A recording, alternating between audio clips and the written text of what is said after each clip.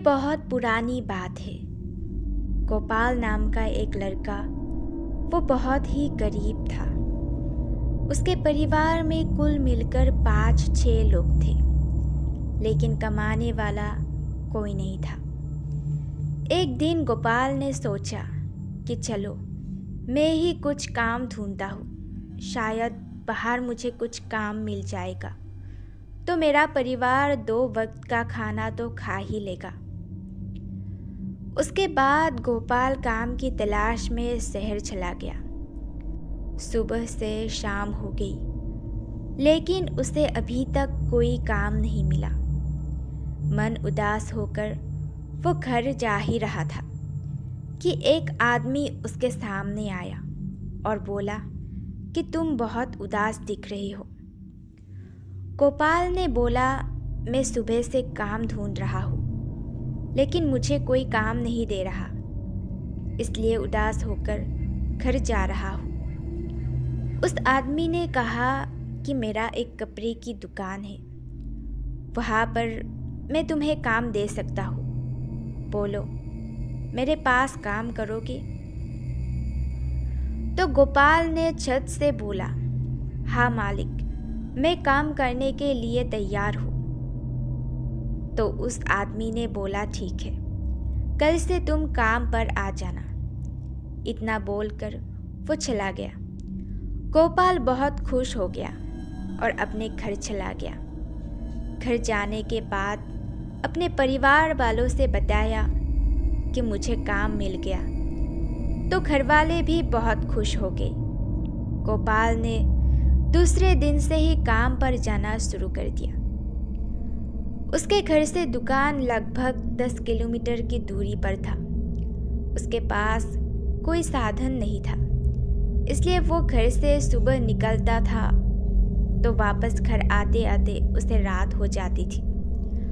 रोज का उसका ऐसा ही चलता था। एक दिन गोपाल जब दुकान से घर जा रहा था तो उसने देखा कि रास्ते में एक बहुत ही सुंदर लड़की खड़ी है।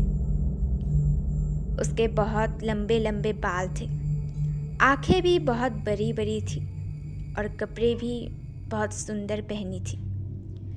जब गोपाल उसके सामने आया तो उसने गोपाल को बार बार घूरने लगी। गोपाल ने एक बार उस लड़की को देखा और अनदेखा करके अपने घर की ओर चल दिया।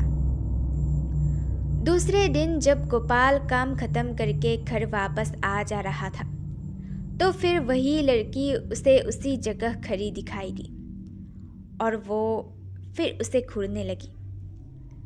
फिर भी गोपाल ने उसकी तरफ पलट के नहीं देखा और अपने घर की ओर निकल पड़ा। वो उसके पास 1 मिनट भी नहीं रुका, क्योंकि गोपाल को उस लड़की से थोड़ा डर लगने लगा था। वो लड़की कई दिनों तक उसे उसी जगह दिखाई देती थी। फिर एक दिन वो लड़की गोपाल को दिखाई नहीं दी। गोपाल ने इधर उधर देखा, लेकिन कहीं नहीं दिखी। वो सोच में पड़ गया और मन ही मन में बोला कि ऐसा क्या हुआ कि वो लड़की आज नहीं आई। फिर वो अपने घर की ओर निकल गया। 1 महीने बाद उसके घर पर एक चिट्ठी आई। गोपाल ने चिट्ठी को खोला और देखा तो उसमें एक लड़की का नाम लिखा हुआ था और वो नाम था रानी।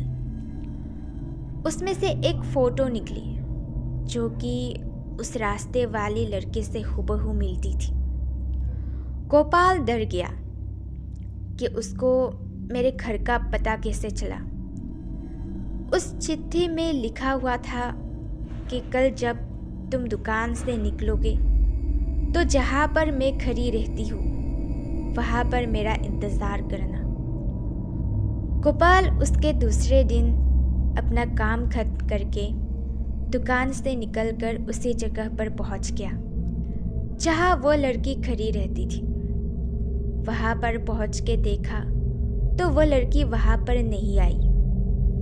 वो बहुत देर तक उसका इंतज़ार किया। जब वो लड़की नहीं दिखी तो वो अपने घर की तरफ चल दिया। गोपाल अपने घर जा ही रहा था कि उसे याद आया कि जो उसकी चिट्ठी आई थी उसमें उसका पता तो होगा ही, और अपने पॉकेट से वो चिट्ठी निकाला और उस पते के अनुसार उस लड़की के घर चला गया। गोपाल ने दरवाज़ा खटखटाया तो एक आदमी आया और बोला कि क्या काम है। तो गोपाल ने कहा कि मुझे रानी से मिलना है।